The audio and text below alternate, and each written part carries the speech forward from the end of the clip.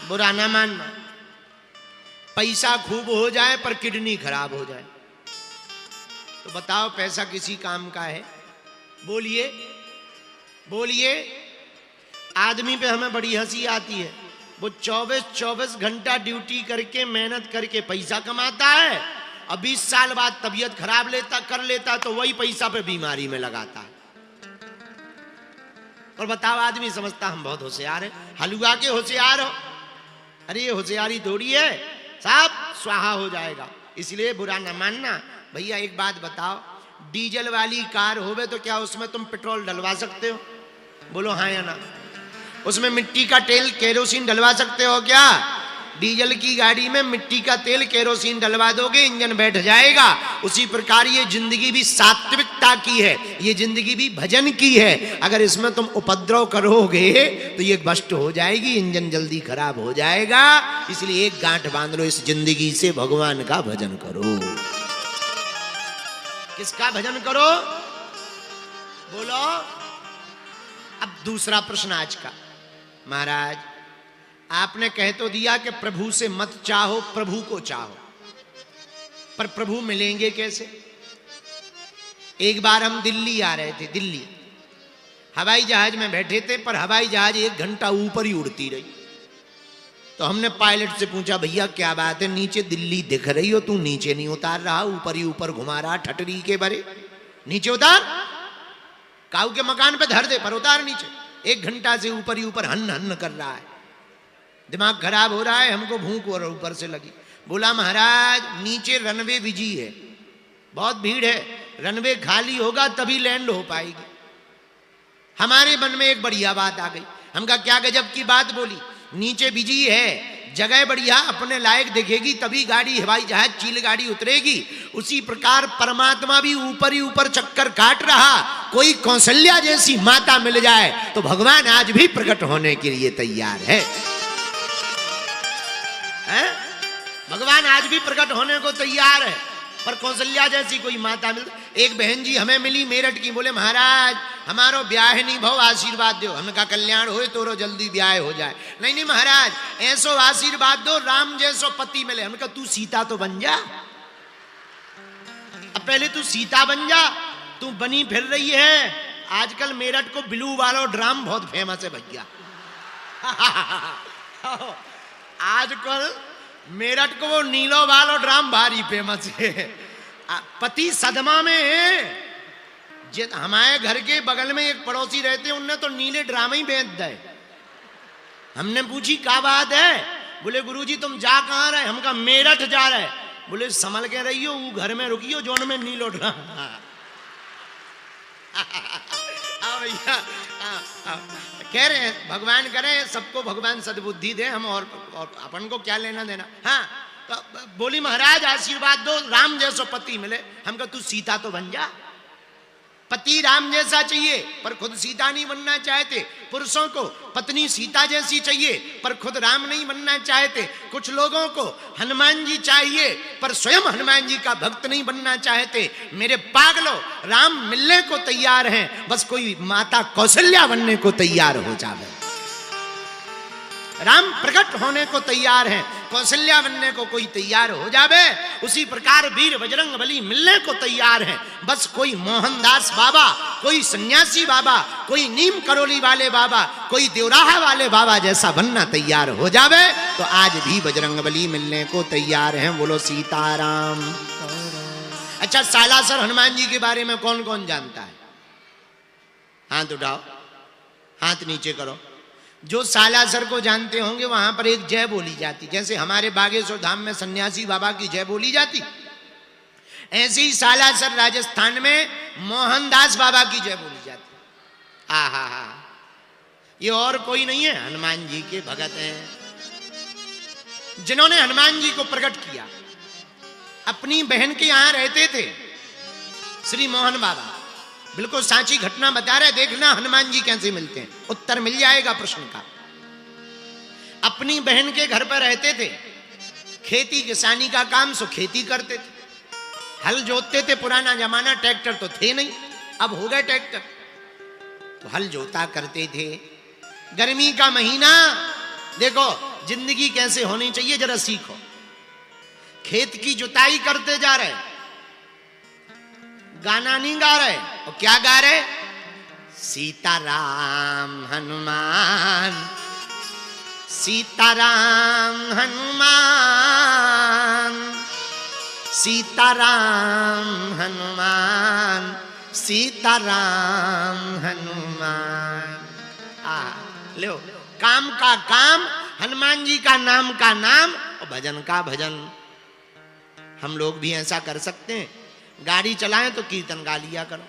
माताएं रोटी बनाती हैं, एक रोटी ली और उड़सा बेलन से बढ़िया उसको पसारना शुरू किया, सीताराम सीताराम। चूल्हे पे रखी, सीताराम। सिलेंडर में गैस में लगाई, सीताराम। और फूल जब जाए रोटी और जैसे ही बर्तन में रखो, सो सीताराम। लो, रोटी की रोटी, भजन का भजन। झाड़ू लगाओ, सीताराम। पर माताओं की आदत होती है, जब तक गांव भर की पंचायत ना कर लेवे तब तक वो चुप ही नहीं होती। पूरे मोहल्ला की पंचायत होवे तब पेट की रोटी पचती है। पर धन्य है मोहन बाबा, दास बाबा, हल चला रहे, मुठिया पकड़े हैं, बैलों को टाकोरी मार रहे और तुरंत लाठी लेके गा रहे, सीताराम हनुमान, सीताराम हनुमान, सीताराम हनुमान, सीताराम हनुमान। पसीना में तरबतर है, पर कीर्तन भाव पूर्वक गा रहे। देखना हनुमान जी कैसे मिलते हैं। ऐसी तन्मयता, तल्लीनता को देखकर बजरंग बली से रहा नहीं गया, तुरंत प्रकट होकर पीछे खड़े हो गए और अपनी पूंछ से छत्ता बना दिया ताकि बाबा को गर्मी ना लगवे। आगे आगे मोहनदास बाबा, पीछे पीछे हनुमान जी महाराज। जो भी भगवान को भजन करेगा तो पाछे पाछे हरि फिरे, पीछे पीछे भगवान डोलेंगे। भगवान मिलेंगे कैसे? एक ही उपाय है। भगवान का मिलना कठिन नहीं है, लेकिन हम लोगों का सरल होना कठिन है। हम लोग जो हैं वो हैं ही नहीं, बुरा ना मानना। जैसे अंदर से हैं वैसे थोड़ी है। असली वाला रूप तो केवल बाथरूम ही में रहता है।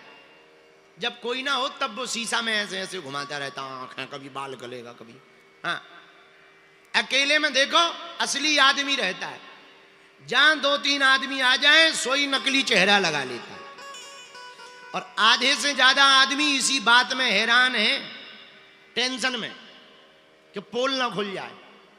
हमने ऐसे ऐसे लोग देखे जिनकी हंसी झूठी है, वो जबरदस्ती मुंह बनाई रहते टेढ़े, अब भीतर से बिल्कुल वैसे ही जहर भरो होए। हाँ, ऐसी जिंदगी काऊ काम की नहीं है भैया। जिंदगी में देखो, बुरा ना मानना, जिस प्रकार उड़ने के लिए सामान कम चाहिए, उसी प्रकार जिंदगी में मुस्कुराने के लिए अरमान कम चाहिए। पर भगवान क्यों मिले? भगवान मिलेंगे सरलता से। सरलता कैसे आएगी? संतों के संग से। बोलो सीताराम। धन्य है सदगुरु श्री हनुमान जी। यकु में मंद मोह बस, कुटिल हृदय अज्ञान, अपनी प्रभु मोहि विसारियो, दीन बंधु भगवान। हे भगवान, मैं आपको भूलूं ये तो हो सकता है, पर आप हमें ना भूल जाना, ये अच्छी भक्ति। भगवान भूल जाए किसी को, उसकी हालत क्या हो? भगवान छोड़ दें किसी को, उसकी हालत क्या होगी? प्रभु एक बात बोले, बुरा न मानना, हम लोग भगवान को स्वार्थवश भजते हैं। ये काम हो जाए, ऐसा हो जाए, वैसा हो जाए। भैया हनुमान जी तो दयालु हैं, हमें उन्हें स्वार्थवश नहीं भजना चाहिए। हनुमान जी का भजन तो उनकी कृपा पाने के लिए करना चाहिए। मेरे प्रियजनों, हनुमान जी अगर प्रेम में आ जाएंगे, हनुमान जी अगर तुम्हारी बाहें पकड़ लेंगे तो दुनिया की सारी खुशियां तुम्हारी झोली में भर देंगे। वो तुम्हारी जेब में सब कुछ डाल देंगे, क्योंकि चारों युग पर ताप तुम्हारा है परिसिद्ध जगत उजियारा। बहुत दिनों तक हनुमान जी वहीं रहे सेवा में। दशरथ जी ने उस बानरा रूप में श्री हनुमान जी को रख लिया, बहुत दिनों तक सेवा की। जब विश्वामित्र जी लेने आ गए तब राम जी ने हनुमान जी के कान में कहा, सुनो, हमको अब जाना है, जनकपुर भी जाना है, थोड़ा शादी वादी भी करनी है। एक काम करो, तुम तुरंत जाओ, हमको ऋष्यमुख पर्वत पर मिलना, वहीं मिलन होगा। जो आज्ञा भगवान। पर प्रभु आप हमें भूल ना जाना। नहीं नहीं नहीं, तुम ऋष्यमुख पर्वत पर सुग्रीव के पास रहो, हम वहीं तुमको मिलेंगे। ये पहली मुलाकात है हनुमान जी की राम जी से। पर दूसरी बार ऋष्यमुख पर्वत के पास में मिलते हैं। बोलो सीताराम, जोर से बोलो, और जोर से बोलो। एक बात और बोले, कह दो बोलो। किसी को कोई बीमारी हो और वो दवा जेब में डाल ले तो क्या बीमारी मिट सकती है? हैं? बोलो। जिस प्रकार बीमारी की दवा जेब में रखने से रोग नहीं मिटता, जब तक शरीर में नहीं जाएगी दवाई तब तक रोग खत्म नहीं होगा, उसी प्रकार कथा की कृपा कानों से जब तक तुम्हारे चरित्र में नहीं उतरेगी तब तक कथा की कृपा तुम्हें फायदा नहीं करेगी। है? बहुत से लोग हमें मिलते, महाराज हमने तो 5 कथा सुन ली फिर भी कुछ नहीं हुआ, ठटरी के बारे मुंह सारे चंद है, होगा भी कहां से? सुनने से थोड़ी होता है, सुनकर जीवन में उतारने से कुछ होता है। बोलो सीताराम, और जोर से बोलो, और जोर से बोलो।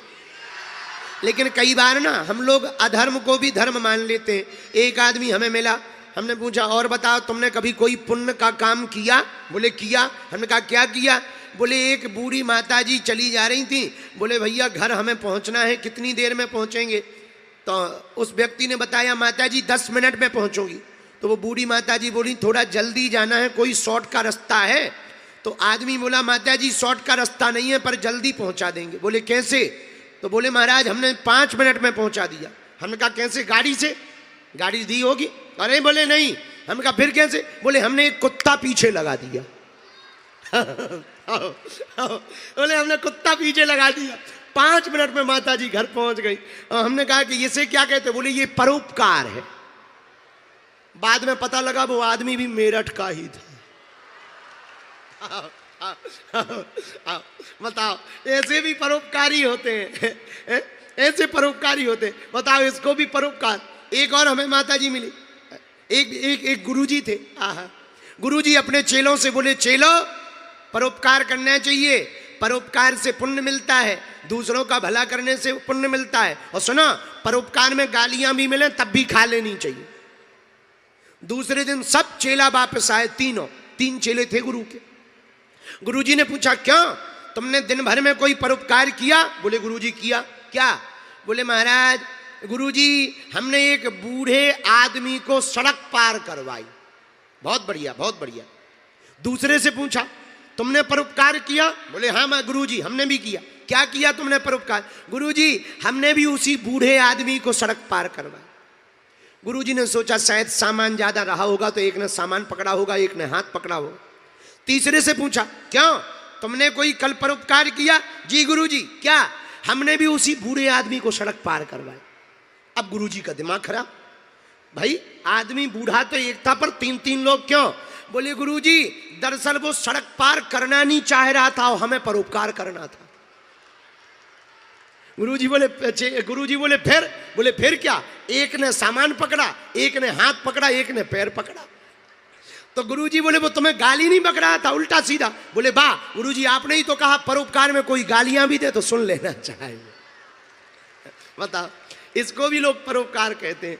अरे ये परोपकार नहीं है, अधर्म को भी कुछ लोग धर्म मान लेते हैं। इसी प्रकार कुछ लोग कहते हैं कि कथा काम क्यों नहीं करती। भैया दवा जेब में काम नहीं करती, जब तक शरीर में न जाए तब तक असर नहीं होता। उसी प्रकार भगवान की कथा और भक्ति केवल वाणी से काम नहीं करती, जब तक चरित्र में ना उतरे तब तक कल्याण नहीं हो सकता है। बोलो सीताराम, जोर से बोलो और जोर से बोलो। हर